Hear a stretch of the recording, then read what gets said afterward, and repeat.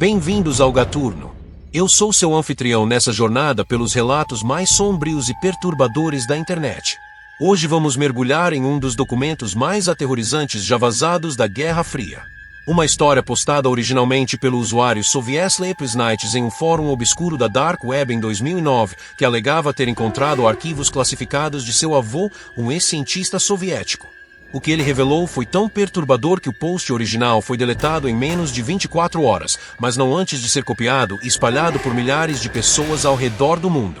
Estamos falando de 5 prisioneiros, 15 dias sem dormir, um gás experimental secreto, e uma descoberta que fez até os cientistas mais experientes da União Soviética jurarem nunca mais repetir aquele experimento. O que começou como pesquisa militar para criar supersoldados terminou com todos os envolvidos tendo pesadelos pelo resto de suas vidas. E quando você ouvir as últimas palavras de um dos sobreviventes, você vai entender por quê. Antes de começarmos essa descida ao inferno, eu preciso do seu apoio. Se você curte histórias de terror real, relatos assustadores e os mistérios mais sombrios da internet, deixa aquele like no vídeo agora. Se inscreve no canal e ativa o sininho das notificações, porque toda semana eu trago conteúdo perturbador que vai fazer você questionar tudo que sabe sobre a realidade. E acredite, depois dessa história, você nunca mais vai olhar para o sono da mesma forma. Agora apague as luzes, coloque seus fones de ouvido e prepare-se. Porque o que você está prestes a ouvir pode fazer você ter medo de fechar os olhos hoje à noite. Vamos começar! Era o final dos anos 40. A União Soviética estava em plena Guerra Fria, desesperada por qualquer vantagem sobre os americanos. Os cientistas soviéticos tinham uma obsessão: criar o soldado perfeito. E para eles, o soldado perfeito não precisava dormir. Imagine o poder militar de tropas que pudessem lutar sem parar, sem descanso, sem necessidade de sono. Seria revolucionário. Seria invencível. Ou pelo menos era isso que eles pensavam. Em uma instalação secreta nos arredores de Moscou, enterrada a 30 metros abaixo do solo para evitar detecção por satélites americanos, 5 prisioneiros políticos receberam uma proposta que parecia boa demais para ser verdade. Eles eram considerados inimigos do Estado, condenados à morte por crimes que variavam de dissidência política até roubo de comida durante as grandes fomes fatalistas. Mas havia uma alternativa. Uma chance de redenção. Participar de um experimento. 15 dias. Apenas 15 dias de testes científicos e, em troca, liberdade total. Seus crimes seriam perdoados. Suas famílias receberiam pensões do Estado. Alguns até ganhariam apartamentos em Moscou. Tudo o que precisavam fazer era ficar acordados. Simples assim. 360 horas sem dormir. Parecia o negócio mais fácil do mundo. E era exatamente esse o problema. Os 5 homens eram completamente diferentes entre si, mas todos compartilhavam o mesmo desespero. Havia Dmitri, um ex-professor universitário de filosofia de 32 anos, acusado de espalhar ideias ocidentais perigosas entre seus alunos. Ele tinha uma esposa e 2 filhos pequenos que não via há 3 anos. Havia também o padre Alexei, 50 anos, que se recusou a denunciar membros de sua congregação que escondiam literatura religiosa proibida. Suas mãos ainda tremiam das torturas que sofreu durante os interrogatórios. Yuri, o soldado desertor de apenas 25 anos, que fugiu depois de presenciar seu comandante executar civis ucranianos inocentes. Seus olhos carregavam o peso de coisas que nenhum jovem deveria ver. Havia Mikhail, um estudante brilhante de engenharia de 23 anos, pego com um único livro proibido, 1984 de George Orwell. Uma ironia cruel. E por fim, Ivan, um camponês simples de 38 anos da região da Ucrânia, que roubou 3 pães de uma padaria estatal para alimentar sua família durante a Grande Fome. 3 pães custaram-lhe a pena de morte.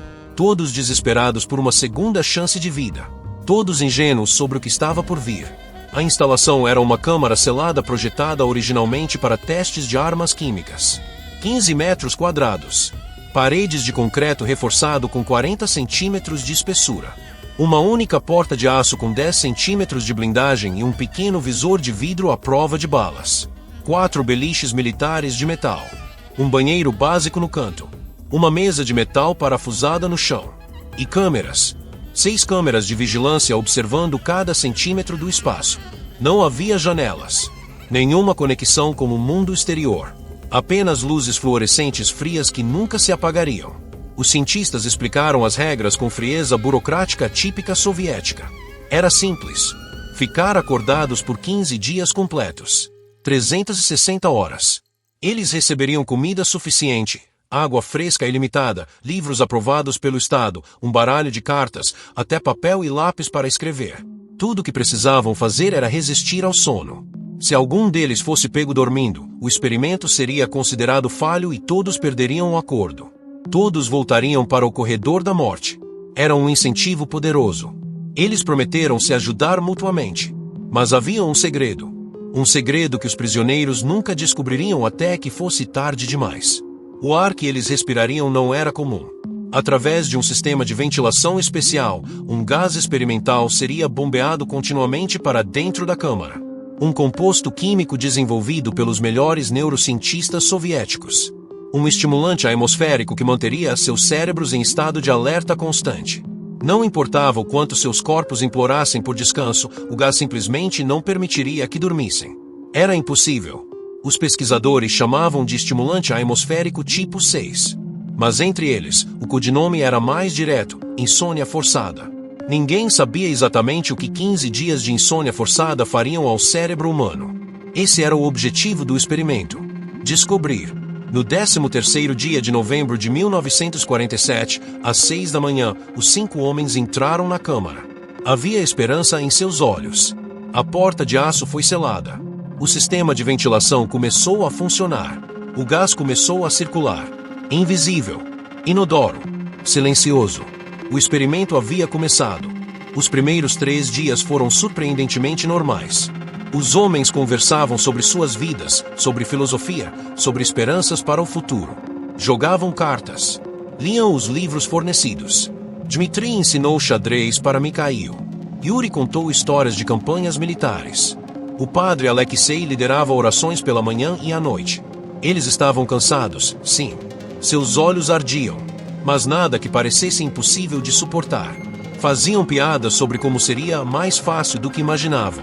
Os cientistas observavam tudo através das câmeras. Faziam anotações meticulosas. Mediam níveis de oxigênio, concentração do gás, sinais vitais. Tudo parecia estar indo conforme o planejado. Mas no 4º dia, algo mudou. No 4º dia, o cansaço começou a pesar de verdade. Os homens não conversavam mais tanto. Ficavam sentados em silêncio, olhando para o nada. Seus olhos estavam vermelhos, inchados. As pálpebras tremiam constantemente, como se o corpo estivesse lutando desesperadamente para fechá-las, mas algo simplesmente não deixava. O professor foi o primeiro a demonstrar sinais preocupantes. Ele começou a ler o mesmo parágrafo do livro repetidamente. Quando o estudante perguntou se estava tudo bem, ele apenas murmurou algo incoerente e continuou lendo. A mesma página. O mesmo parágrafo. Por horas. No 5º dia, a paranoia começou. O soldado acusou o camponês de estar roubando sua comida. Uma acusação absurda, já que todos recebiam porções iguais e os cientistas monitoravam tudo. Mas o soldado não se convencia. Ele começou a guardar sua comida embaixo do colchão, verificando a cada poucos minutos se ainda estava lá. Os cientistas anotavam tudo com crescente preocupação. Mas o protocolo era claro: nenhuma intervenção até os 15 dias completos. Ou até que houvesse risco de morte iminente. O 6º dia trouxe as alucinações. O padre começou a gritar que via demônios nas paredes. Ele apontava para sombras inexistentes, fazendo o sinal da cruz freneticamente. Os outros tentaram acalmá-lo, mas seus próprios olhos começavam a pregar peças. O jovem estudante jurava ver sua mãe no canto da sala, chorando e implorando para que ele saísse. No 7º dia, eles pararam de usar o banheiro. Simplesmente faziam suas necessidades onde estavam. O cheiro se tornou insuportável, mas eles não pareciam se importar. Era como se tivessem esquecido completamente as normas básicas de higiene e civilidade. Os cientistas debateram interromper o experimento. Mas o general supervisor, um homem de patente alta do exército, ordenou que continuassem. É exatamente isso que precisamos documentar, ele disse. Como o corpo humano se degrada sem sono. Informação valiosa. 8º dia. Os gritos começaram. Não gritos de dor ou medo específicos. Apenas gritos. Berros animalescos que duravam horas. Quando um parava, outro começava. Era como se estivessem se revezando em algum tipo de coral do inferno. 9º dia. O silêncio voltou. Mas era pior. Muito pior. Os 5 homens ficaram completamente parados, olhando para o teto. Sem piscar. Seus olhos tão arregalados que os cientistas podiam ver vasos sanguíneos estourados através das câmeras. Eles não respondiam mais quando os pesquisadores falavam pelo interfone. Apenas aquele olhar fixo. Vazio. Como se estivessem vendo algo além do concreto. Foi quando os cientistas perceberam algo perturbador. Os homens não estavam mais respirando de forma normal. Suas respirações eram curtas, rápidas, ofegantes. Como animais presos. 10º dia. O estudante começou a rir. Uma risada aguda, histérica, que não parava. Ele ria olhando para as próprias mãos, virando-as lentamente. Depois começou a arranhar os braços. De leve no início. Depois com mais força. E mais. Até que linhas vermelhas de sangue apareceram em sua pele. O soldado se juntou a ele. Mas ao invés de arranhar, ele começou a morder os próprios dedos. Mordendo a pele ao redor das unhas até sangrar. Depois começou com os lábios. Mordendo pedaços da própria boca. Os cientistas bateram na porta, gritaram pelo interfone. Nada. Era como se eles não escutassem mais. 11º dia. O professor arrancou todas as páginas dos livros e as comeu. Mastigando o papel até sua boca ficar uma pasta branca e sangrenta. O padre estava no canto, batendo a própria cabeça contra a parede. Repetidamente. Uma batida a cada 10 segundos, como um relógio macabro. 12º dia. Eles pararam de gritar. Pararam de se mover muito. Mas o que faziam era infinitamente pior. Começaram a se automutilar de formas cada vez mais graves. O camponês arrancou as próprias unhas, uma por uma. O estudante usou um pedaço de metal solto do beliche para fazer cortes profundos nos braços. Os cientistas entraram em pânico. Precisavam parar aquilo. O general supervisor finalmente cedeu. No 13º dia, decidiram interromper o experimento prematuramente. A decisão foi tomada: abrir a câmara, sedar os homens, prestar assistência médica. Mas quando anunciaram pelo interfone que o experimento estava terminando e que entrariam para resgatá-los, a resposta que receberam congelou o sangue de todos os presentes. Uma voz rouca, distorcida, quase irreconhecível como humana, ecoou da câmara. Não queremos ser libertados.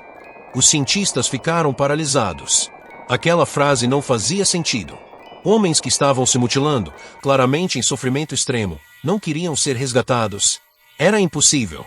Mas a voz continuou, agora em um sussurro coletivo, como se os 5 falassem em uníssono. Não desliguem o gás. Nós imploramos. O general supervisor ordenou que cortassem o gás imediatamente e se preparassem para a extração forçada. Uma equipe médica e 3 soldados armados foram posicionados. Quando o gás foi desligado e ar fresco começou a circular na câmara, os gritos recomeçaram. Mas desta vez eram diferentes. Eram gritos de agonia pura. De desespero absoluto.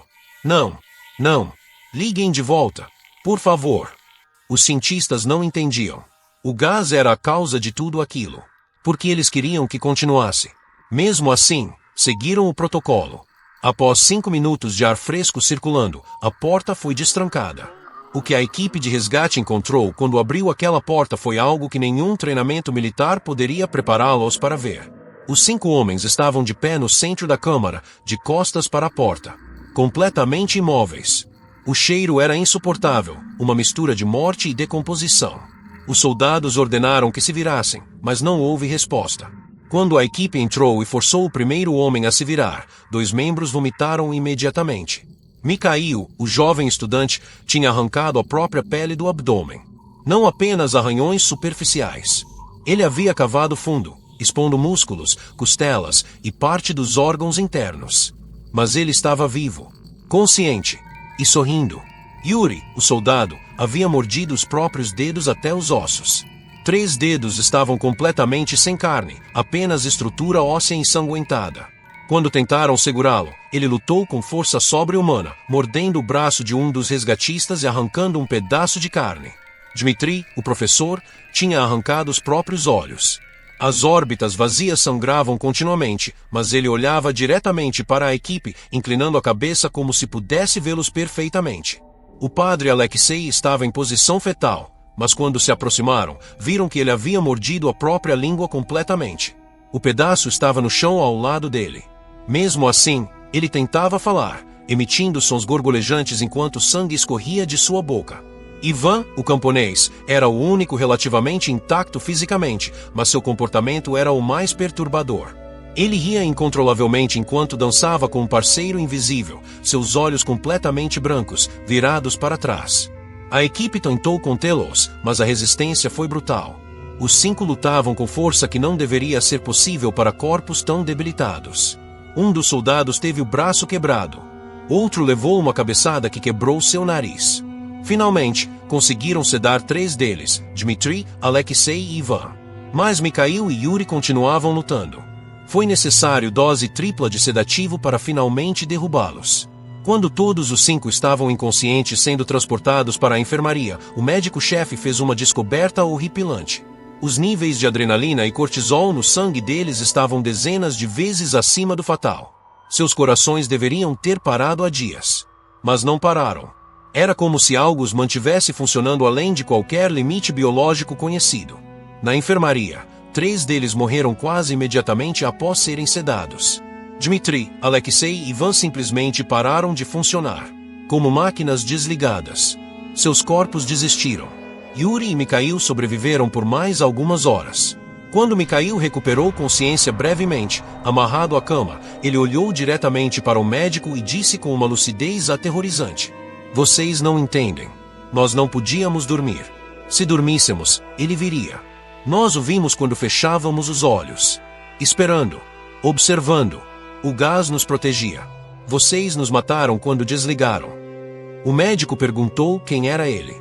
Mikhail apenas sorriu, um sorriso vazio e terrível. Sempre esteve lá. Do outro lado do sono. Vocês vão vê-lo também. Todos veem eventualmente. Quando baixamos a guarda. Quando dormimos. É por isso que vocês acordam gritando. É por isso que esquecem os pesadelos. É a forma do cérebro de protegê-los da verdade. Essas foram suas últimas palavras. Seu coração parou 30 segundos depois. Yuri nunca recuperou consciência. Morreu em silêncio 2 horas depois. O experimento foi imediatamente classificado. Todos os documentos foram selados em arquivos de máxima segurança. A equipe de cientistas foi dispersada para diferentes instalações militares com ordens de nunca discutir o que presenciaram. Ordens foram dadas para nunca mais replicar o teste. O estimulante atmosférico tipo 6 foi oficialmente destruído. Ou pelo menos é isso que os registros dizem. Porque existem rumores. Rumores persistentes que circulam em fóruns obscuros da internet. Que a fórmula foi preservada em algum arquivo esquecido. Que outros testes foram feitos em segredo nas décadas seguintes em instalações ainda mais remotas. Que em algum lugar, talvez na Sibéria, talvez nos Urais, o gás ainda está sendo estudado por cientistas que não aprenderam com os erros do passado. E se aquele jovem estudante estava certo? Se existe realmente algo do outro lado do sono? Algo que nos observa quando baixamos nossas defesas. Algo que espera pacientemente que fechemos os olhos. Talvez seja por isso que temos pesadelos que não conseguimos lembrar. Talvez seja por isso que acordamos às 3 da manhã sem motivo aparente, com o coração acelerado e a sensação inexplicável de que algo nos observa no escuro. Talvez seja por isso que crianças têm medo do escuro e resistem tanto ao sono. Talvez o sono não seja o descanso pacífico que pensamos ser. Talvez seja um portal. Um portal que abrimos toda noite, vulneráveis e indefesos. E talvez, apenas talvez, existam coisas esperando do outro lado. Coisas que aqueles 5 homens viram com tanta clareza que preferiram se mutilar, preferiram destruir seus próprios corpos, do que voltar a fechar os olhos.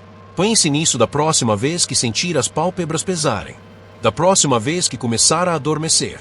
Pergunte-se, o que realmente acontece quando perdemos a consciência? Para onde vamos? E mais importante, estamos realmente sozinhos lá?